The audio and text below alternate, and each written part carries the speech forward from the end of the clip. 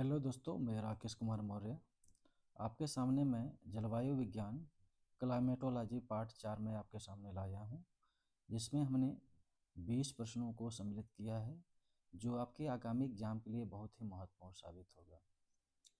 आप अगर UC net, GRF, TGT, PGT, GIC, GDC या असिस्टेंट प्रोफेसर की तैयारी कर रहे हैं तो आपके लिए यह वीडियो बेहतरीन साबित होगा।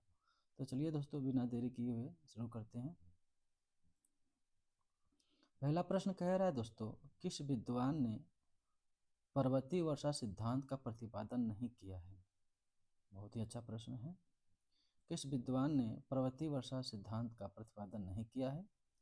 ऑप्शन ए है हेली, ऑप्शन बी है डुलियस, ऑप्शन सी है डुकार्ला और ऑप्शन डी है वाटसन।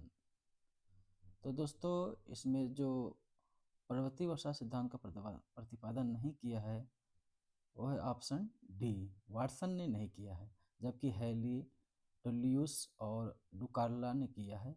वाटसन ने गतिक पर्वतीय वर्षा सिद्धांत का प्रतिपादन किया है, न कि आपका पर्वतीय वर्षा सिद्धांत का। ठीक है, गतिक वर्षा सिद्धांत का प्रतिपादन किया है, न कि पर्वतीय वर्षा सिद्धांत का। दूसरा प्रश्न देखते हैं। दूसरा प्रश्न कह रहा है दोस्तों, निम्न में से किसे दक्षिण भारत का चेरापूंजी कहा जाता है? बहुत ही अच्छा प्रश्न है और ये आपका जीडीसी में पूछा गया प्रश्न है, तो आपको ध्यान रखना है। उत्तर प्रदेश लोक सेवा आयोग द्वारा जो राज्य की जो डिग्री कॉलेज है उसमें यह प्रश्न आ चुका है भूगोल में। ऑप्शन है मैसूर, ऑप्शन बी है कन्याकुमारी, ऑप्शन सी है अगुम्बे और ऑप्शन डी है महेंद्रगिरी। तो दोस्तों, इसका जो सही उत्तर है वो ऑप्शन सी, अगुम्बे को दक्षिण भारत का चेरापूंजी कहा जाता है। ठीक है दोस्तों, तो आपको ध्यान रखना है। अगला देखते हैं तीसरा प्रश्न। तीसरा प्रश्न कह रहा है दोस्तों, पृष्ठीय छाया प्रदेश किससे संबंधित है? बहुत ही अच्छा प्रश्न ये भी है। ऑप्शन है पर्वतीय वर्षा से, ऑप्शन बी है चक्रवाती वर्षा से, ऑप्शन सी है सामान्य वर्षा से और ऑप्शन डी है तड़ित झंझा से। तो दोस्तों, आपने इस प्रश्न के उत्तर का चयन कर लिया होगा। दोस्तों, इसका जो सही उत्तर है वो ऑप्शन ए, पर्वतीय वर्षा से संबंधित है। ठीक है दोस्तों, चौथा प्रश्न देखते हैं। चौथा प्रश्न कह रहा है दोस्तों, तड़ित झंझा की उत्पत्ति एवं विकास के लिए निम्न से कौन सी एक दिशा सही नहीं है? ऑप्शन ए है वायुमंडलीय अस्थिरता का होना, ये सही सुमेलित है। जब अस्थिरता उत्पन्न होती है तो जो हवाएं होती हैं वो गर्म होकर ऊपर उठती हैं और मुख्य रूप से बादलों का निर्माण करती हैं। ठीक है, संघनन क्रियाएं होती है, उसके बाद बादलों का निर्माण होता है। ये कह रहा है गर्म एवं आर्द्र परमुखी संचलन वाली उड़ती हवा होना चाहिए, ये सही है, क्योंकि ऊपर उड़ती हवा ही गर्म होती है, जो ऊपर पे जाती है और ठंडी होकर संघनन की क्रियाएं करती है। सी कह रहा है संघनन तल अर्थात मेघ आधार एवं हिमन तल के बीच पक्षाव वर्षा मेघों की मोटाई पर होना। दोस्तों, पक्षाव वर्षा मेघ नहीं, कपासी वर्षा मेघ होना चाहिए था यहाँ पे, जबकि यहाँ पर पच्छाव वर्षा मेघ लिखा है, यही आपका सुमेलित नहीं है। ठीक है, यहाँ पर कपासी वर्षा मेघ होना चाहिए, क्योंकि यही कपासी वर्षा जो मेघ होते हैं इनके लिए मुख्य रूप से गुप्त उष्मा का कार्य करते हैं। ठीक है, संघनन की गुप्त उष्मा का कार्य करते हैं और इनका निर्माण ही कपासी वर्षा पे ही होता है। ठीक है, तो आपको ध्यान रखना है, न कि सॉरी कपासी वर्षा पे होता है, न कि छाप पे होता है, तो आपको ध्यान रखना है। और डी कह रहा है ऊपर जाने पर एडियाबेटिक ताप परिवर्तन की दर समान पतन ह्रास का अधिक होता है। ठीक है, दर का अधिक होता है, तो ये भी सही है। सी आपका सुमेलित नहीं है, सही तो सुमेलित है मगर पक्षाव वाली बात कर दे रहा है यहाँ पे, जबकि यहाँ पे कपासी वर्षी मेघ होना चाहिए था। ठीक है, यही आपका सुमेलित नहीं है, सी। पांचवा प्रश्न देखते हैं। पांचवा प्रश्न कह रहा है दोस्तों, कोपेन ने विश्व जलवायु को कितने प्रमुख समूहों एवं जलवायु प्रकारों में विभक्त किया है? बहुत ही अच्छा प्रश्न है। ऑप्शन है 5 समूह एवं 11 जलवायु प्रकारों में, ऑप्शन बी है 5 समूह एवं 13 जलवायु प्रकारों में, ऑप्शन सी है 4 समूह एवं 11 जलवायु प्रकारों में, ऑप्शन डी है 4 समूह एवं 13 जलवायु प्रकारों में। तो दोस्तों आपने इस प्रश्न का सही उत्तर का चयन कर लिया होगा। दोस्तों इसका जो सही उत्तर है वो ऑप्शन ए, 5 समूहों एवं 11 जलवायु प्रकारों में इन्होंने विभक्त किया है विश्व की जलवायु को। ठीक है, तो आपको ध्यान रखना है। छठा प्रश्न देखते हैं। छठा प्रश्न कह रहा है दोस्तों, निम्न से कौन सी एक टुंड्रा जलवायु की विशेषता नहीं है? बहुत ही अच्छा प्रश्न भी है। ऑप्शन ए कह रहा है टुंड्रा जलवायु मृदा में नमी की स्थिति एवं वनस्पति के बीच संबंध पाया जाता है, सही है ये। बी कह रहा है आर्कटिक टुंड्रा में शीत की कठोरता तथा सूर्य प्रकाश के अभाव के कारण विश्व की कुल पादप प्रजातियों की मात्र 10% प्रजातियां ही विकसित हो पाए हैं। दोस्तों यहाँ पर 10 नहीं 3% होना चाहिए था। ठीक है, सिर्फ मात्र 3% प्रजातियां ही विकसित हो पाई हैं। तो ये आपका बी गलत दिख रहा है। अगला देख लेते हैं सी और डी पर ऑप्शन। सी ऑप्शन कह रहा है दोस्तों टुंड्रा जलवायु के कुछ स्थायी प्राणी वर्ष के विभिन्न मौसमों में अपना रंग बदल लेते हैं, सही कह रहा है। डी कह रहा है टुंड्रा में झाड़ियां प्रायः उन भागों में विकसित होते हैं जहां पर हिम ढेर उन्हें तेज चलने वाली बर्फानी हवाओं से बचाती। बर्फानी हवाओं का बात कर रहे हैं यहाँ पर ब्रिजाल्ड की। ठीक है, ब्रिजाल्ड हवाओं से बचा सके। ये भी सही है क्योंकि हिम ढेरों या चट्टानों के पीछे एक झाड़ी का विकास होता है जिसको आर्कटिक बिलो, ठीक है, बिलो कहा जाता है, आर्कटिक बिलो कहा जाता है, उनका विकास होता है।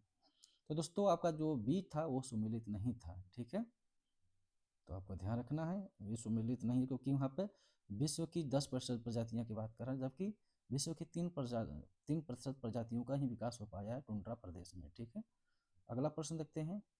सातवां प्रश्न कह रहा है दोस्तों जब अधिक ऊंचाई पर वर्षा होने पर वर्षा की पतली धाराएं धरातली सतह पर पहुंचने से पहले ही वाष्पीकृत हो जाती हैं, तो इस तरह की वर्षा को क्या कहते हैं? बहुत ही अच्छा प्रश्न है, ये भी आपका जीआईसी में पूछा जा चुका है। ठीक है दोस्तों, जीआईसी में ये आपका पूछा जा चुका है। ऑप्शन ए है ग्रापेल, ऑप्शन बी है बरगा, ऑप्शन सी है तुहिन और ऑप्शन डी है फुहार। तो दोस्तों आपने इस प्रश्न को उत्तर का चयन कर लिया होगा। दोस्तों इसका जो सही उत्तर है वो ऑप्शन बी बरगा कहा जाता है। ठीक है दोस्तों, यह धरातल पे पहुंचने से पहले ही ये वाष्पीकृत हो जाता है। ठीक है, तो आपको ध्यान रखना है। आठवां प्रश्न देखते हैं दोस्तों। आठवां प्रश्न कह रहा है दोस्तों जीटी त्रिपार्था ने सकल भूमंडलीय वाष्पीकरण का लगभग 80% किन अक्षांशों के मध्य बताया है? ऑप्शन ए है 15 डिग्री से 15 डिग्री उत्तरी और दक्षिणी अक्षांशों के बीच, और ऑप्शन बी है 20 डिग्री से 20 डिग्री उत्तरी और दक्षिणी अक्षांशों के मध्य, ऑप्शन सी कह रहा है 30 डिग्री से 30 डिग्री उत्तरी और दक्षिणी अक्षांशों के मध्य, और डी कह रहा है 35 डिग्री से 35 डिग्री उत्तरी एवं दक्षिणी अक्षांशों के मध्य। तो दोस्तों इसका जो सही उत्तर है वो ऑप्शन डी 35 से 35 डिग्री उत्तरी एवं दक्षिणी अक्षांशों के मध्य सबसे अधिक भूमंडलीय वाष्पीकरण देखने को मिलता है, यह जीटी त्रिपाठा ने बताया है। जबकि 20 से 20 डिग्री उत्तरी और दक्षिणी अक्षांशों के बीच में 60% वार्षिक भूमंडलीय वाष्पीकरण देखने को मिलता है, यह जीटी त्रिपाठा ने बताया है। ठीक है, नौवां प्रश्न देखते हैं दोस्तों।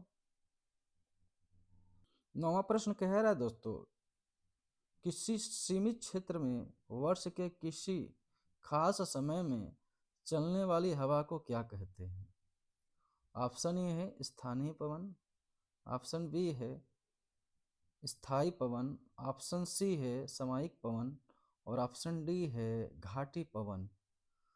तो दोस्तों इसका जो सही उत्तर है वो ऑप्शन सी सामयिक पवन कहा जाता है। ठीक है दोस्तों, सामयिक पवन जो किसी खास क्षेत्र में किसी वर्ष में देखने को मिलती है चलने को। ठीक है, 10वां प्रश्न देखते हैं दोस्तों। अगला प्रश्न दोस्तों, अगर आप हमारी यूट्यूब चैनल RK जियो वर्ल्ड 0.2 से अगर आप नहीं जुड़े हैं तो जरूर जुड़ जाइएगा अपनी तैयारी के लिए, जो अपनी तैयारी को आप अच्छे से बेहतरीन बना सके, चाहे वो नेट हो, चाहे JRF हो, चाहे असिस्टेंट प्रोफेसर हो, चाहे आपका टीजीटी, पीजीटी, चाहे जीआईसी और जीडीसी हो, हम सभी की तैयारी आपको निःशुल्क माध्यम से यूट्यूब के द्वारा आपकी तैयारी करा रहे हैं।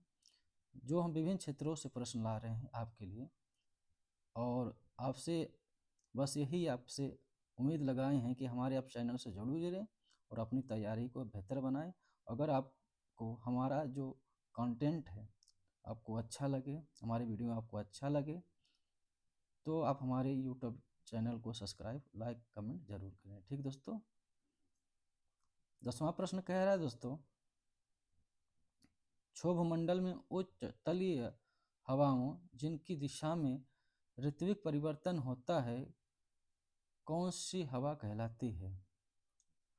ऑप्शन ए है पछुआ हवाएं, ऑप्शन बी है व्यापारिक हवाएं, ऑप्शन सी है एरोलॉजिक मानसून, और ऑप्शन डी है प्रति व्यापारिक हवाएं।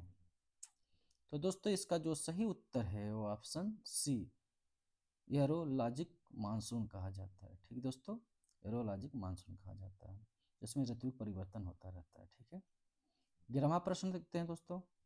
11वां प्रश्न कह रहा है दोस्तों, निम्न से किसमें सबसे कम वर्षा होती है? ऑप्शन ए है मंगलोर, ऑप्शन बी है बंगलोर, ऑप्शन सी है महाबलेश्वर पठार, ऑप्शन सी है पंचगनी पठार।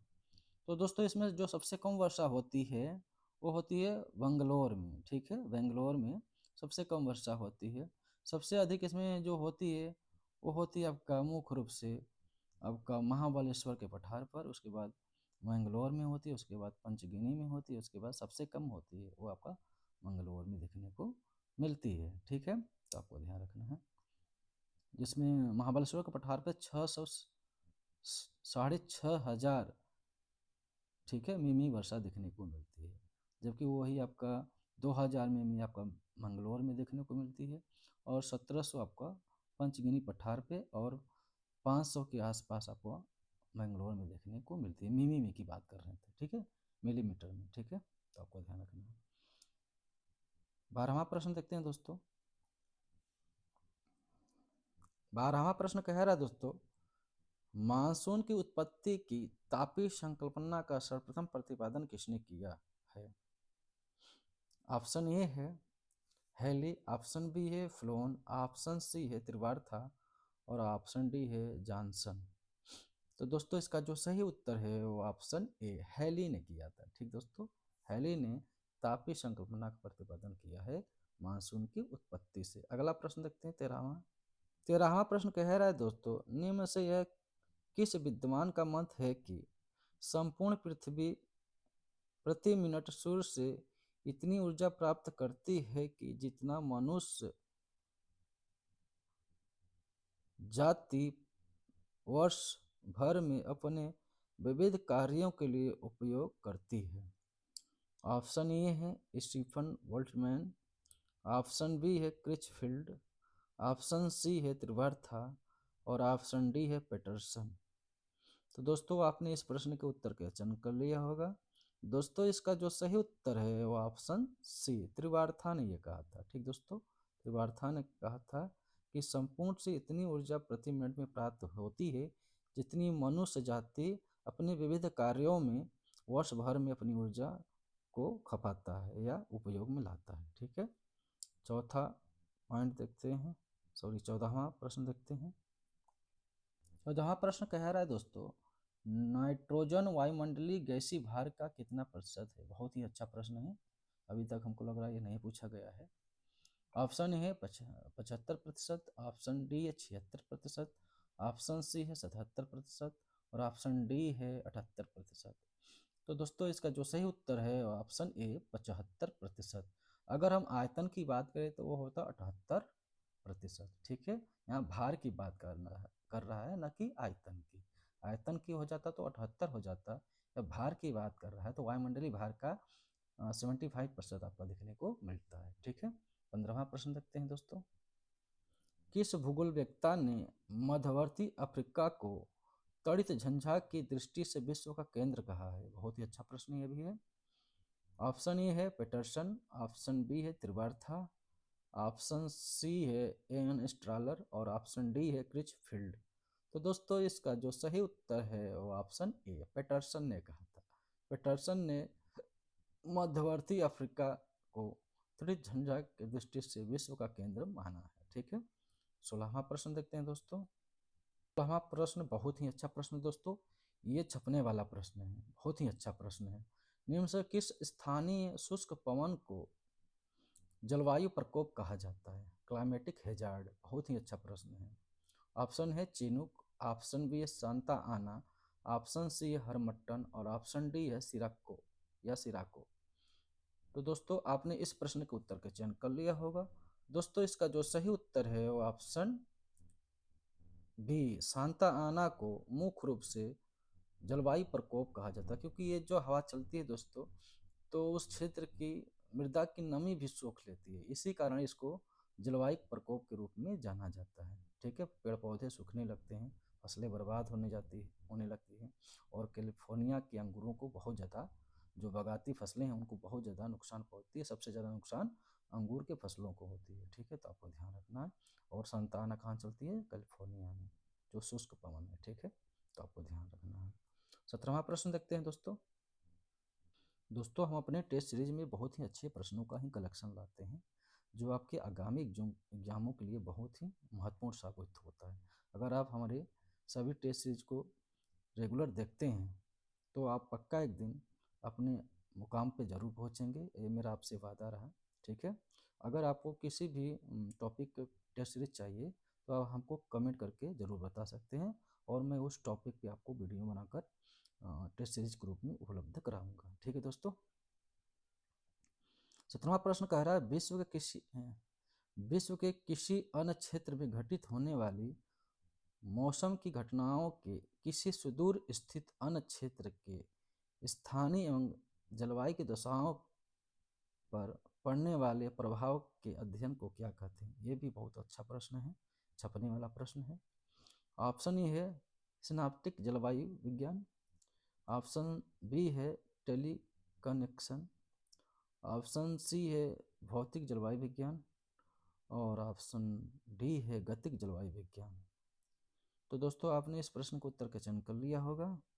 दोस्तों इसका जो सही उत्तर है वो ऑप्शन बी टेली कनेक्शन कहते हैं। ठीक दोस्तों, टेली कनेक्शन कहते हैं, तो आपको ध्यान रखना, बहुत ही अच्छा प्रश्न है ये। 18वां प्रश्न देखते हैं दोस्तों। 18वां प्रश्न कह रहा है दोस्तों, निम्न से किस वायुमंडलीय गैस को निम्न में से किस वायुमंडलीय गैस को मेफिटिक एयर के नाम से भी जाना जाता है? बहुत ही अच्छा प्रश्न ये भी है, छपने वाला प्रश्न। ऑप्शन ए है नाइट्रोजन, ऑप्शन बी है ओजोन, ऑप्शन सी है आर्गन और ऑप्शन सी है हीलियम। तो दोस्तों इसका जो सही उत्तर है वो ऑप्शन ए नाइट्रोजन को कहा जाता है। नाइट्रोजन की जब खोज हुई थी तो सबसे पहले इसका नाम मेफेटिक एयर ही रखा गया था, उसके बाद इसका नाम नाइट्रोजन किया गया। ठीक है, तो आपको ध्यान रखना है। 19वां प्रश्न देखते हैं दोस्तों। प्रश्न कह रहा है दोस्तों, किस वायुमंडलीय परत में मदर ऑफ पर्ल बादल दिखाई देते हैं? बहुत ही अच्छा प्रश्न है, ये तो बार बार परीक्षाओं में पूछा भी जा चुका है, तो आप इससे अवगत रहें। ठीक है दोस्तों, ऑप्शन है क्षोभ मंडल, ऑप्शन बी है समताप मंडल, ऑप्शन सी है मध्य मंडल और ऑप्शन डी है आयन मंडल।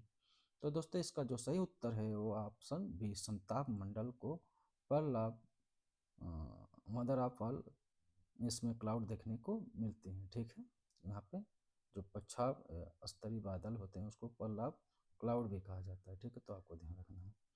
और इस टेस्ट सीरीज का आखिरी प्रश्न देखते हैं, 20वां प्रश्न। 20वां प्रश्न कह रहा है दोस्तों, जिस वस्तु द्वारा विकिरण का जितना अधिक अवशोषण किया जाएगा उससे उतनी ही अधिक विकिरण का उत्सर्जन होगा। यह नियम यह किस नियम की व्याख्या करता है? यहाँ पे दो बार यह हो गया। यह किस नियम की व्याख्या करता है? ऑप्शन ए स्टीफन बोल्ट्जमैन का नियम, ऑप्शन बी है बेन का नियम, ऑप्शन सी है क्रिचफील्ड का नियम और ऑप्शन डी है किरचॉफ का नियम।